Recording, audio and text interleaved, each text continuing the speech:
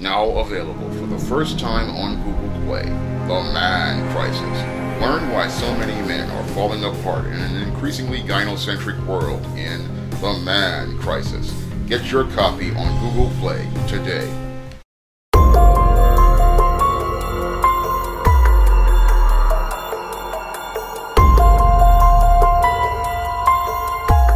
A suspect was finally arrested in connection with the series of murders that took place in Gilgo Beach, Long Island.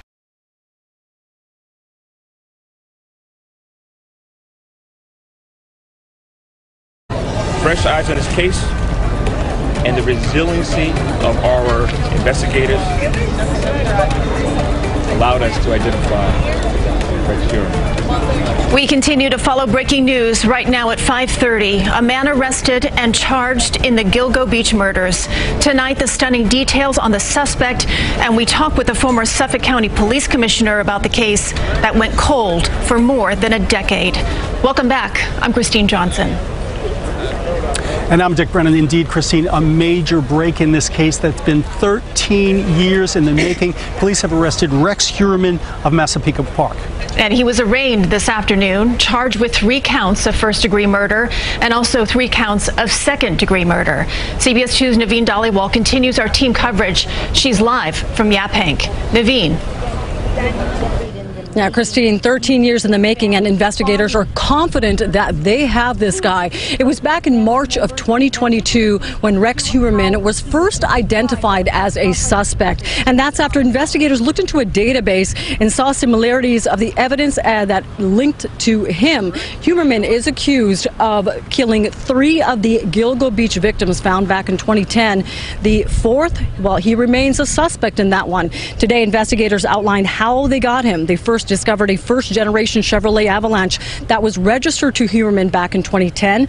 And now this was significant because a witness years ago said the killer may have been driving that make and model in one of the killings. From there, the investigation consisted of over 300 subpoenas, search warrants, and other legal processes to obtain evidence. Investigators say updated technology allowed them to test hair samples that were originally degraded in a degraded condition on the victims.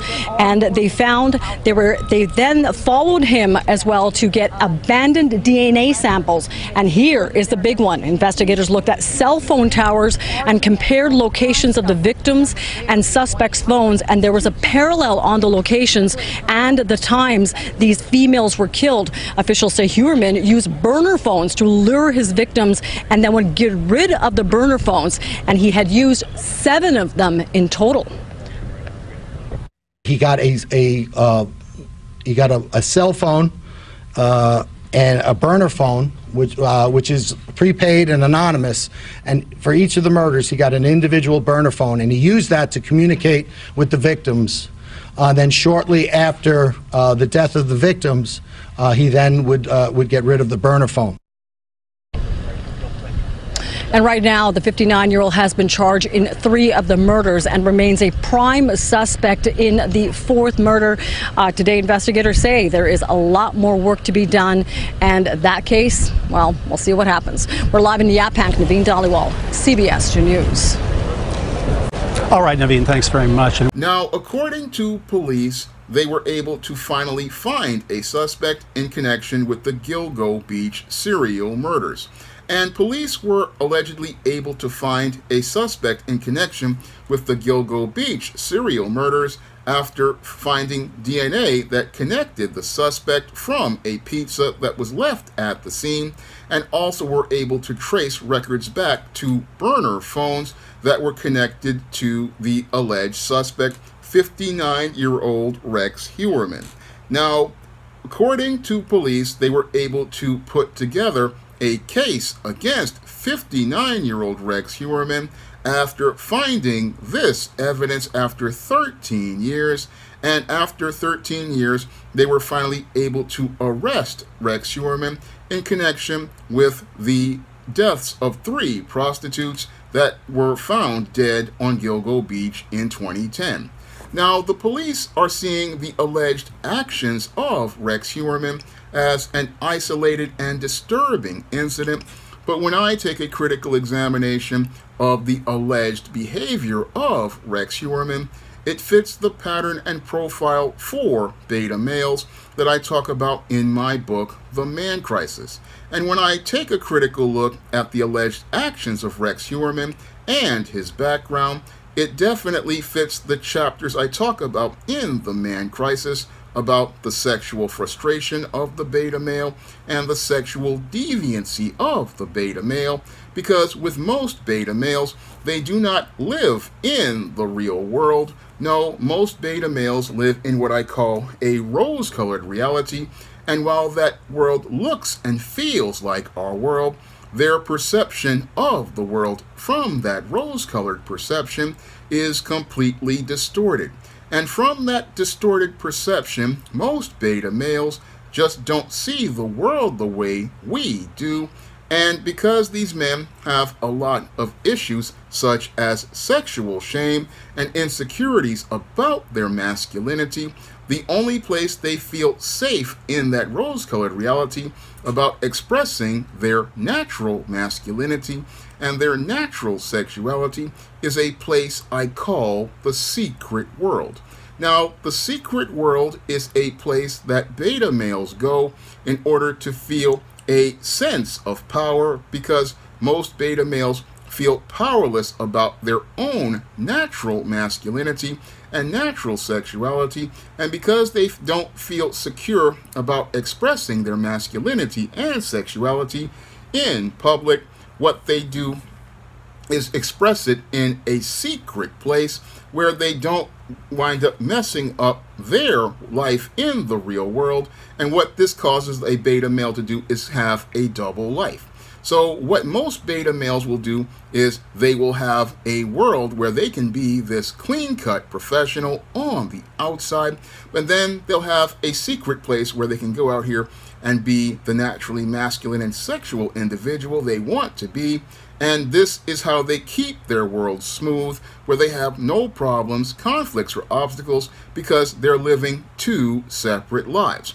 And in one life, they look like they're connected to people, but in the secret world, they are disconnected from people. And because they are disconnected from people in the secret world, they don't see people, especially women, as people. What they see them as is objects. And because they see women as objects, they believe they can do whatever they want to a woman in the secret world. And this is what makes beta males getting involved with prostitutes extremely dangerous for prostitutes, because when a sex worker gets involved with a beta male, the beta male does not see them as a person. No, the beta male sees a prostitute as a part of their sexual fantasy, and they see them as an object in their sexual fantasy. And because they are detached from that person, they don't see any regard for their lives. Now, what I believe motivated Rex Heuermann to allegedly participate in this series of murders of prostitutes had to do with his issues of power. Now, with most beta males, they only go out here looking to get involved with prostitutes because they want to be able to have power in their relationships with women that they can't have in the real world with their partner, because in that world they need to keep everything smooth.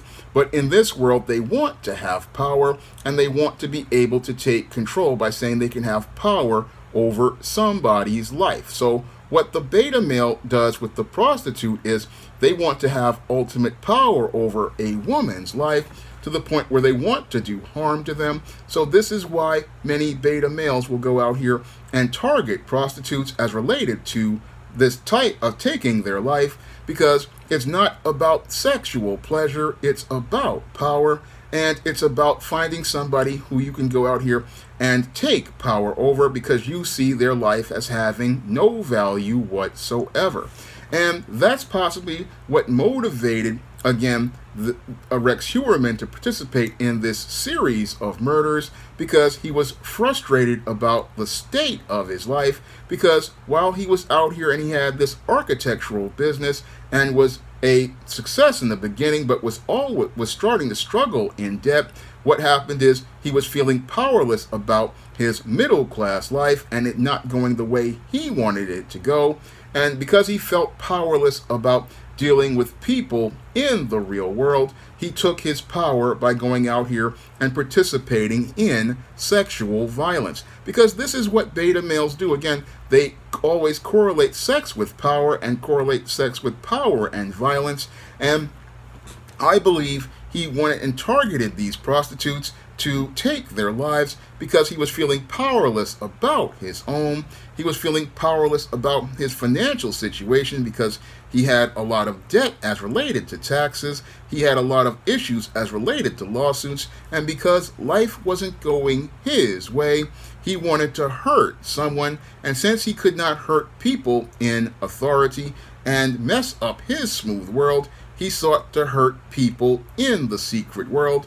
And this is the reason I believe he targeted these prostitutes for these murders. And he left a paper trail as related to those murders, because when he went out here and he was using these burner phones, he was basically sending out a trail to him, and he didn't really see how that trail was going to lead to him. He thought, oh, these burner phones aren't going to lead a trail to me because they're just burner phones. But what he didn't understand was that the burner phones are always connected to the purchaser, and usually a purchaser has to give their name if they go out here and do things like re-up that phone. And if he's using a credit card, he's basically going to create a paper trail that leads to evidence tying it directly to him.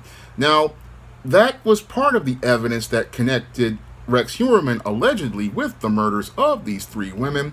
What also connected him was the DNA that was found as related to these murders. Now, DNA was found on a pizza that was left at the scene of one of these murders, and DNA was also found on tape that was left on some of the bodies of these women, and DNA was found as related to his hairs being on that woman, and DNA from the hairs of his wife. So Rex Heuermann left a long trail of evidence, and while it may have taken 10 years to find that trail, eventually it was found as related to this series of murders and directly implicated Rex Heuermann as related to these alleged crimes, and basically led to him winding up becoming arrested as related to these alleged murders.